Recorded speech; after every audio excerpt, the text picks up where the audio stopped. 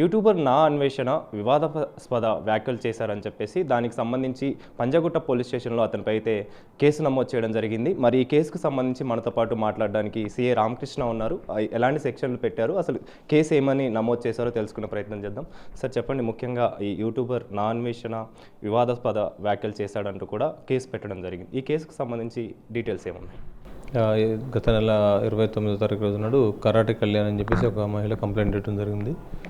నా అన్వేషణ అనే యూట్యూబ్ ఛానల్ నడిపించేటువంటి వ్యక్తి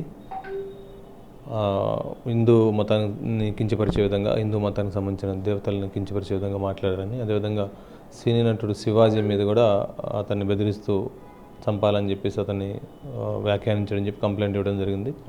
దాన్ని బేస్ చేసుకొని మేము ఎఫ్ఐఆర్ రిజిస్టర్ చేసాము.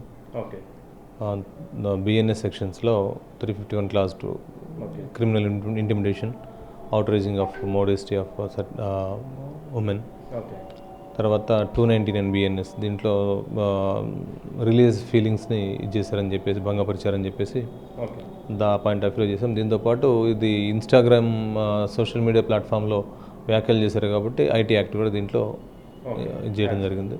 అంటే ఐటీ యాక్ట్ ప్రకారం మీరు సెక్షన్ కూడా నమోదు చేయడం జరిగింది. మరి ఈ సెక్షన్ ప్రకారము ఎలాంటి శిక్షలు అతనికి సంబంధించి ఉంటాయి? మీరు ఏవైతే సెక్షన్లు నమోదు చేశారో వాటికి సంబంధించి ఏ విధమైన దర్యాప్తు చేయనున్నారు సార్?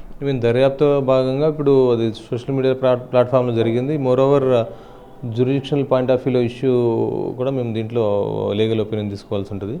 ఇన్స్టాగ్రామ్లో జరిగింది కాబట్టి Instagram and as well as ఫేస్బుక్లో కూడా ఇది పోస్ట్ చేశారు. ఇద్దరికి కూడా సర్వీస్ ప్రొవైడర్స్కి మేము లెటర్స్ పెట్టాం. దాని మీద ఇన్ఫర్మేషన్ కలెక్ట్ చేసిన తర్వాత ఫర్దర్ ప్రొసీడ్ అవుతాం. ఇన్స్టాగ్రామ్కి సంబంధించి కావచ్చు, యూట్యూబ్ ఛానల్కి సంబంధించి కావచ్చు, మీరు లేఖ రాయడం జరిగింది. అంటే ఎప్పుడు రాశారు సార్? దానికి సంబంధించి అప్డేట్ ఏ విధంగా ఉంది? ఇంతవరకు అప్డేట్ ఏం రాలేదు. మేము వెరీ నెక్స్ట్ డే లెటర్ రాయడం జరిగింది. సార్ ఇప్పటివరకు కూడా పంజాగుట్ట పిఎస్ పరిధిలోనే ఇప్పుడు కేసు నమోదైంది. కొన్ని ప్రాంతాల్లో కూడా, అంటే కొన్ని పిఎస్లో కూడా నమోదు చేయడం జరిగింది. ముఖ్యంగా యూట్యూబ్కి సంబంధించి ఇతను హిందూ మతానికి సంబంధించి కావచ్చు, హిందూ దేవతలకు సంబంధించి కావచ్చు, వివాదాస్పద వ్యాఖ్యలు చేశాడని చెప్పేసి రావడం జరిగింది. ఈమె ఒక్కతే కేసు పెట్టారా, ఇంకా ఏమైనా కేసులు రావడం జరిగిందో దానిపైన ఏం మాట్లాడారు? పంజాగుట్ట పోలీస్ స్టేషన్ వరకు అయితే ఈ ఒక కంప్లైంట్ అనేది వచ్చింది. బట్ ఇది సోషల్ మీడియా ప్లాట్ఫామ్ ఇన్స్టాగ్రామ్లో జరిగింది కాబట్టి ఆమె ఇక్కడ ఉండే రెసిడెంట్ కాబట్టి ఆమె ఇచ్చిన కంప్లైంట్ మేము తీసుకొని ఎఫ్ఐఆర్ చేయడం జరిగింది. మిగిలిన పోలీస్ స్టేషన్లో ఆమె వేరే వాళ్ళు కంప్లైంట్ ఇచ్చారా లేదా ఇదే వ్యక్తి కంప్లైంట్ ఇచ్చిందనే విషయం మేము ఇంకా తెలుసుకోలేదు. సార్ శిక్షలకు సంబంధించి, అంటే మీరు కేసు ఏవైతే నమోదు చేశారో దానికి సంబంధించిన దర్యాప్తుల భాగంగా అతన్ని రప్పించే అవకాశం ఉంటుందా, లేదా ఎలా ఉంటుంది ఫర్దర్గా దానికి సంబంధించిన దర్యాప్తు? దీంట్లో దర్యాప్తులో భాగంగా మేము ఇన్ఫర్మేషన్, ఎవిడెన్స్ కలెక్ట్ చేసిన తర్వాత అది అతని మీద నేరం నిర్ధారణ కనుకైతే ఖచ్చితంగా మేము లీగల్ ప్రొసీజర్ ఫాలో అయ్యి అకార్డింగ్ టు లీగల్ ప్రొసీజర్ మేము తీసుకురావడమా లేదా నోటీస్ సర్వ్ చేయడం లాంటిది అనేది జరుగుతుంది. అతన్ని ఏమైనా టచ్ చేయడం కానీ, అంటే తన ఫర్దర్గా డీటెయిల్స్ ఏమైనా తీసుకోవడం జరిగింది? అన్నీ జరుగుతాయి. Everything will be done. Okay sir, thank you so much.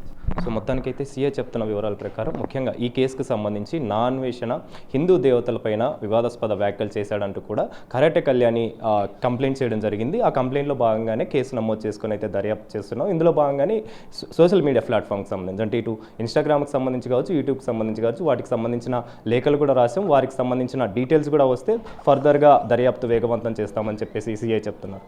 Camera person వినోద్తో కలిసి Anil, big TV, Panjagutta police station నుంచి.